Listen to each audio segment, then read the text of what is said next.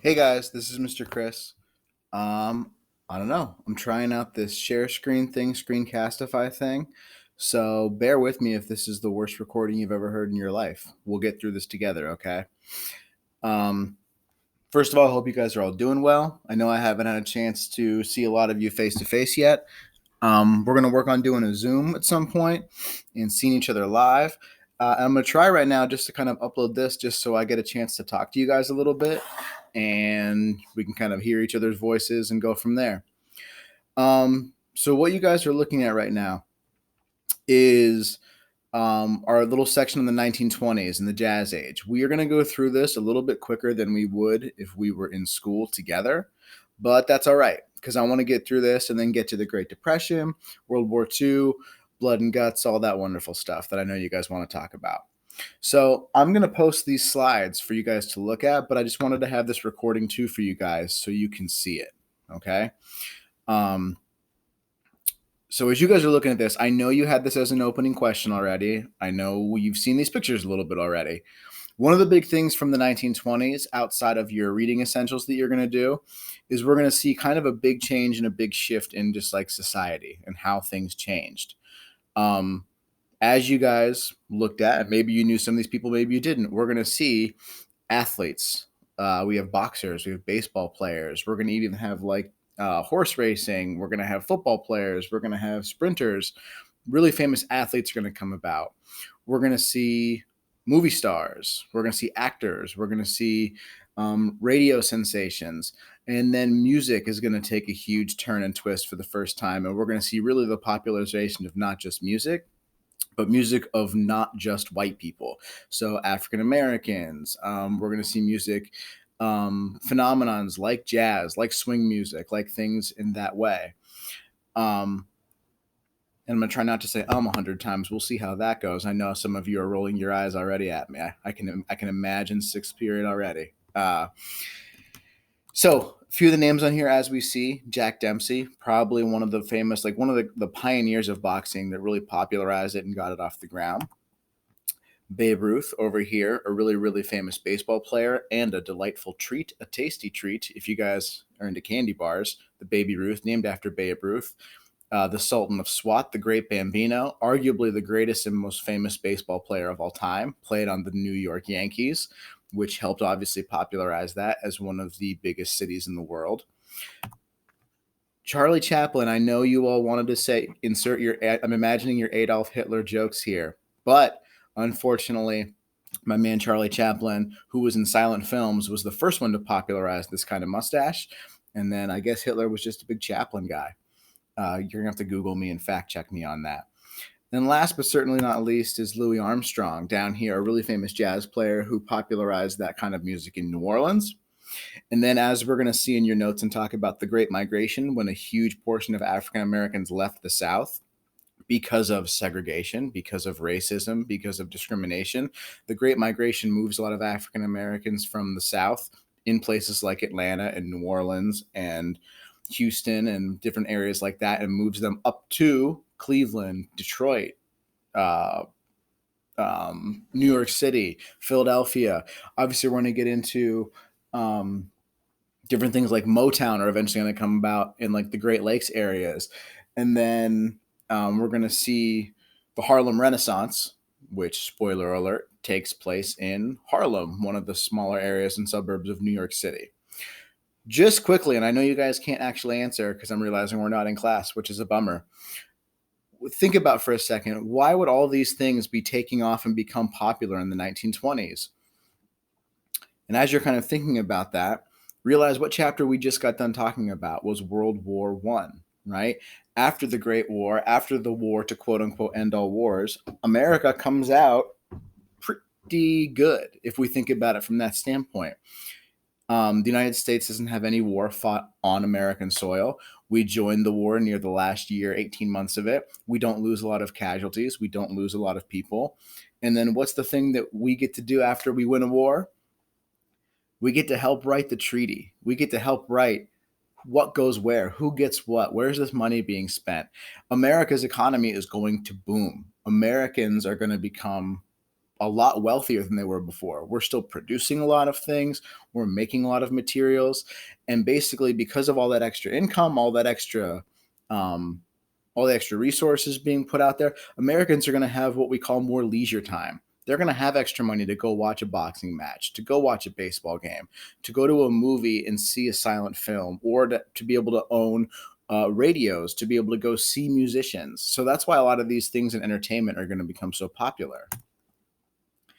Couple other things that we're going to take a look at in the 1920s are going to be just a lot of the major themes. So starting over here, and I know you guys are already shouting it out in your head, if not literally out loud, we're going to see the explosion of cars and the Model T, which might not seem like a big deal. All of you guys have seen cars, you've been in cars, you've used cars and automobiles, and you're like, yeah, what's the big deal? Like the Bluetooth doesn't even work. It's so annoying. But think about it, for a lot of Americans who didn't have cars, they had a horse and buggy up to this point. Cars are freedom. Cars are the endless limits of I can go wherever I want. I can leave my city or my town, maybe for the first time in my life. Maybe I get to go to see another place, to go on vacation, to go really anywhere.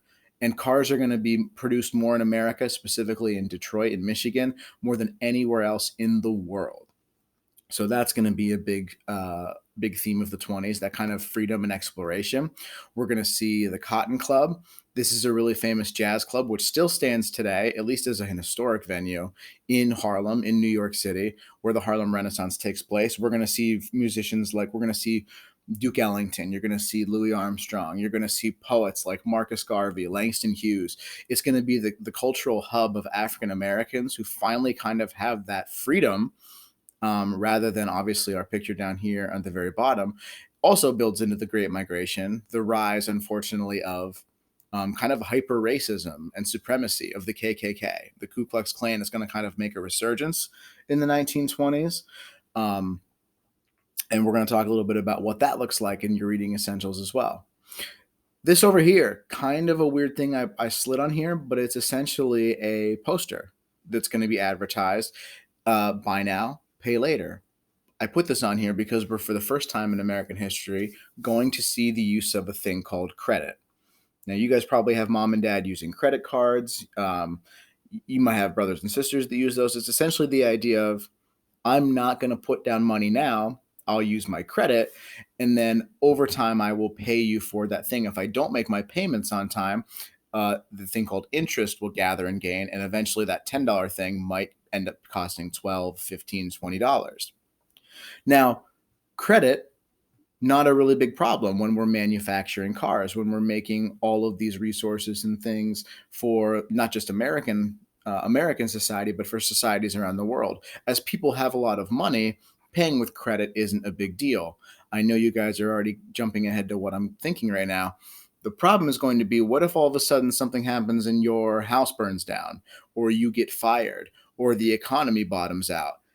If you have bought things on credit, are you able to make those payments anymore? Short answer is no, spoiler alert. And then that credit and that interest starts to build and build and grow and grow. And what happens? You can't pay for any of those things. And this is where we're going to see some of the seeds of, eventually, as we get closer to the Great Depression, how credit and debt became a really big problem. Last but certainly not least, as we talked about last chapter, the roles of women are going to change quite a bit in the 1920s. We saw that women were finally allowed to be part of World War I in some capacity, mostly as nurses, fighting not literally fighting in the field, but helping soldiers in the field. When they come home, or when women in the household have their roles after World War I, we're going to see a lot of different types of independence. We're going to see women cutting their hair very short. We're going to see women wearing more risque clothing. It's going to kind of be the more modern version of women, and essentially their credence of, why can't we dress the same as how if men want to dress in a relaxed fitting way.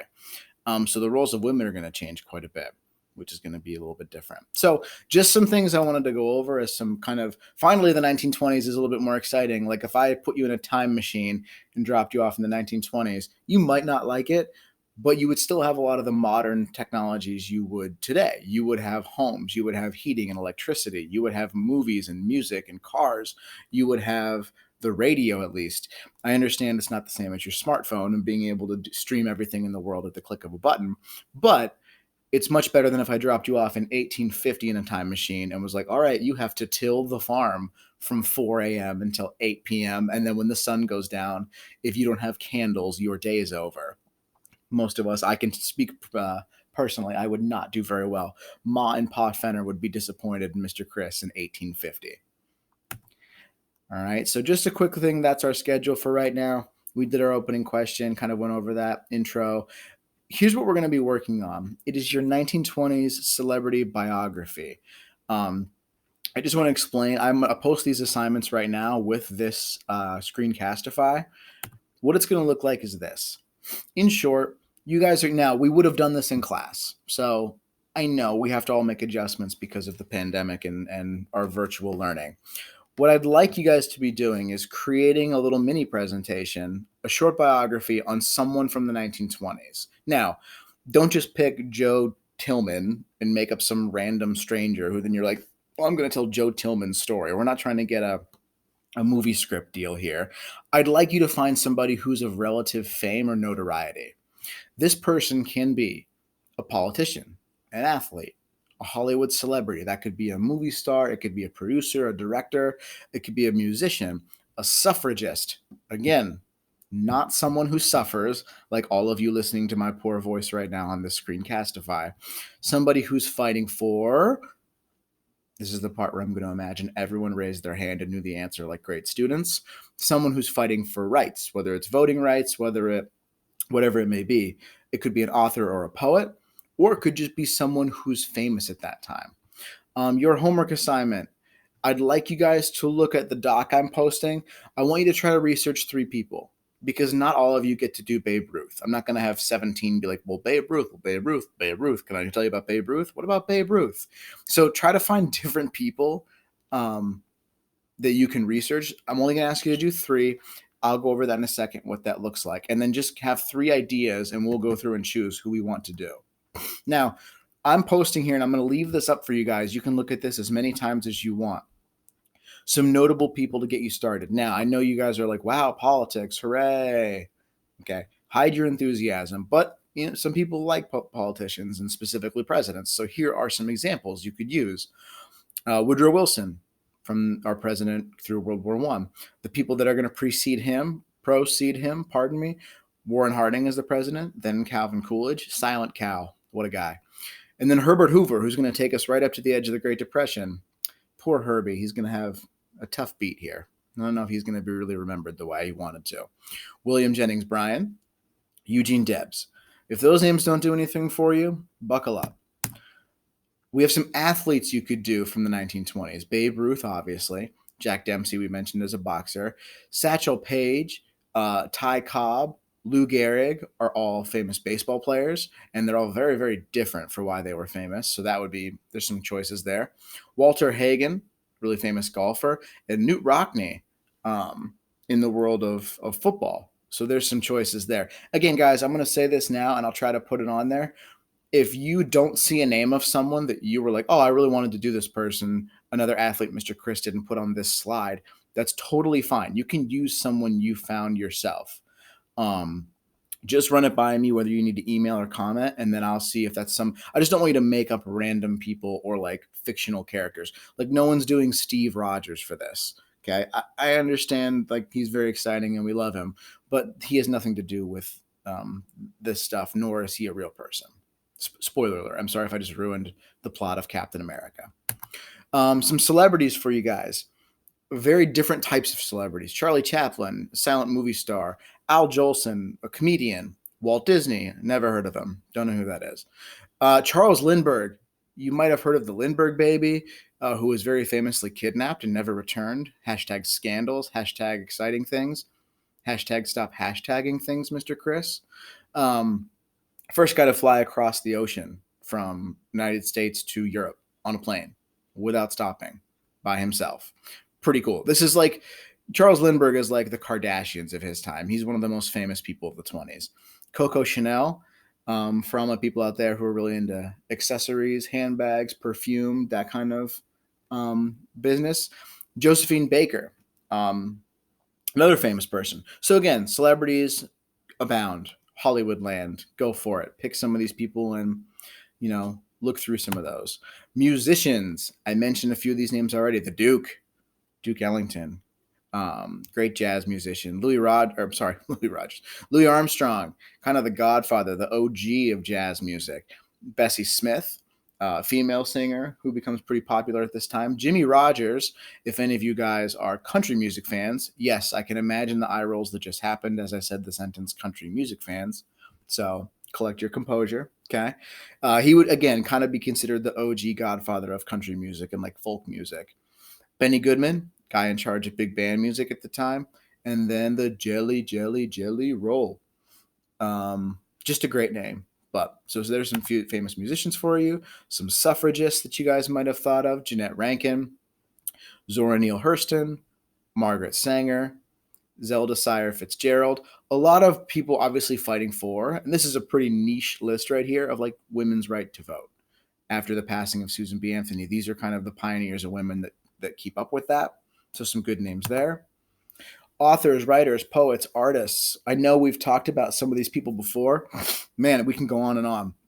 There's some heavy hitters in this list. F. Scott Fitzgerald, famous writer. Marcus Garvey, famous poet of the Harlem Renaissance. Langston Hughes, famous poet of the Harlem Renaissance. Norman Rockwell, you may be more familiar with him. This is his actual original version of it. We have Rosie the Riveter. And that actually was hanging, that picture of Rosie, another one, pardon me, was hanging in room 206. Norman Rockwell is a very, very famous painter. Georgia O'Keeffe, also a very famous artist. And Ernest Hemingway, a former soldier of World War I who spent time in the Lost Generation writing about it. Last but certainly not least, guys, just some flat out famous people. All right. We've got J. Edgar Hoover, who's going to be in charge of the FBI. We've got Clarence Darrow, George Washington Carver, for all my Peanut fans out there. Henry Ford, working the Ford Motor Company with automobiles. Einstein, never heard of him. Al Capone, really famous mafia leader, gangster, one of the most powerful men in America. I know we talked about him back during Prohibition. Remember, we're in the 1920s. Prohibition is still happening. It is past. It is in. It is good. And Pablo Picasso would be another famous artist from this time. So those are just some choices you guys have. Again, if you would like to use someone else, please do so. Just run it by me first, okay? I'm going to go ahead. So if you guys go to your classroom, and I'm still sharing my screen for you guys. So under classwork, I have 1920s biography presentation. Attached to that is going to be both your docs. These are not going to take you that long to look over and do.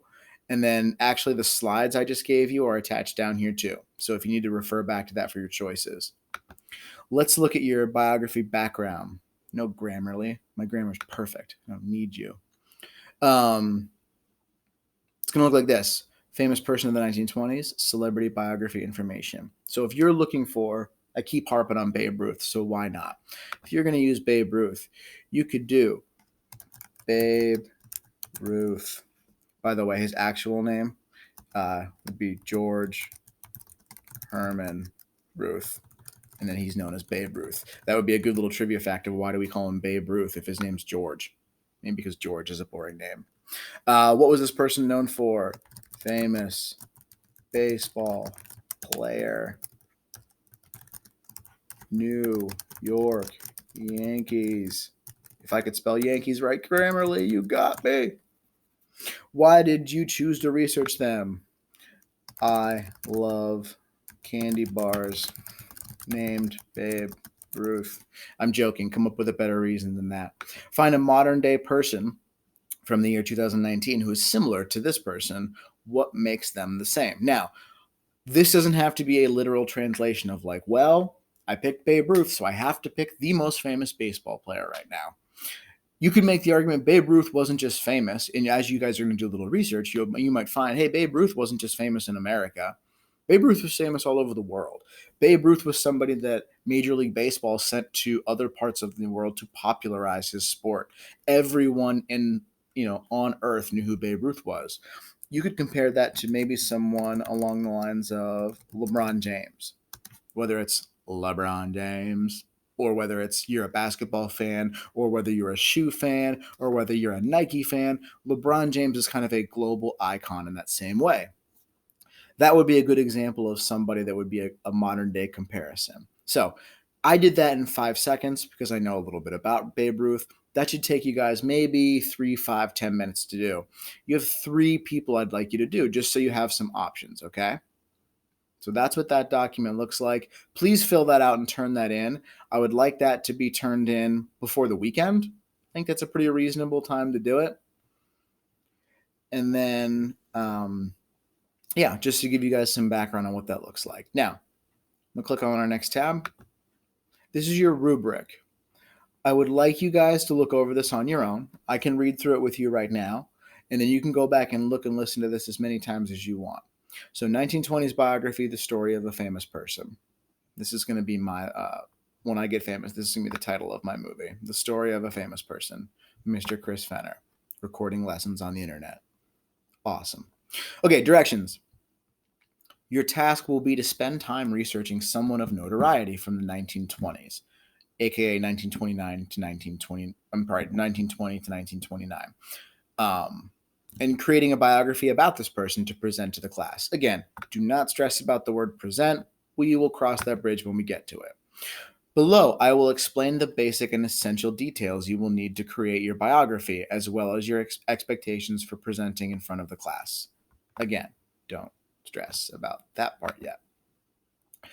20s person of fame, as we have already discussed in class, aka through this Screencastify, the person you choose for your presentation can be someone of fame or notoriety from the 20s, including all the things I already mentioned. Keep in mind that part of your biography will be comparing this person to someone from modern times.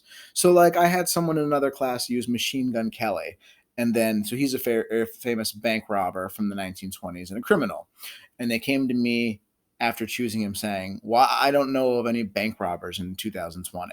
Well, yeah, you probably don't, because we've changed a lot of the banking system to make it so people can't just show up with Tommy guns and fedoras and just shoot down walls and steal money. We've tried to avoid, we're anti-bank robbing in 2020. Okay, so you wouldn't use a literal, like, it has to be a bank robber. Find another famous criminal, find another famous person who got in trouble for doing something wrong or illegal, and that could be your comparison. Maybe an El Chapo, maybe somebody along those lines. Okay, so be prepared to explain parts of their fame, personality, their life, and choices that they made throughout their life, because you will have to connect them to someone from today. If that's confusing, reach out to me and I will try to help bridge that gap even more.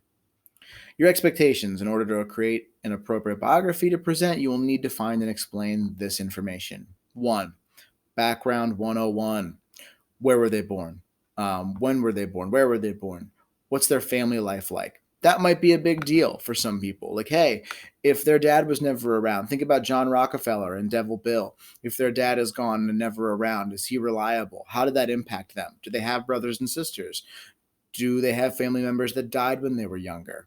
What was their childhood like? Early impacts on them. Think about what happened to them when they were younger that made them famous, made them great, made them bad, made them do poor things. The journey. Oh, so deep right there. Deep thoughts with Mr. Chris. What was your person well known for? How did they rise in their industry to become, quote unquote, famous? What struggles or adversity did they have to deal with? What set them apart from the rest of their time? Rest of the people in their time. Okay. So just kind of think about basically what was their struggle like? How did they become famous? Why was that important? Career highlights.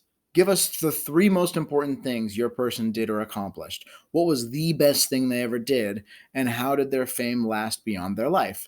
So again, I'll use someone along the lines of like Ernest Hemingway. He was a soldier in World War I.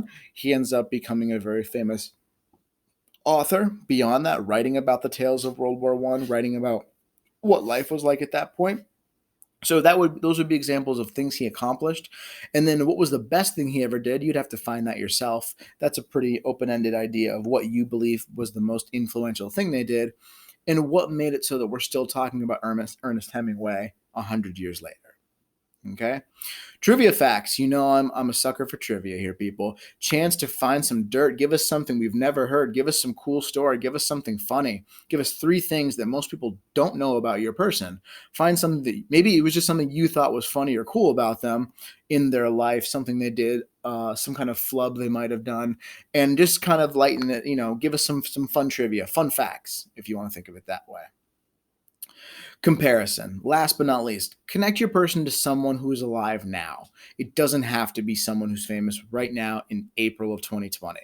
Think about someone from the last 10 years in modern times. And someone, again, do not connect. All right, Louis Armstrong is just like Mr. Jonathan because they both love music and they're both really funny and they both wear great t-shirts that make me giggle from time to time. All right. Now, all those things are true about Mr. Jonathan. However, Mr. Jonathan is not a famous celebrity where if I was in Idaho, I'd be like, oh, you guys know Mr. Jonathan, right?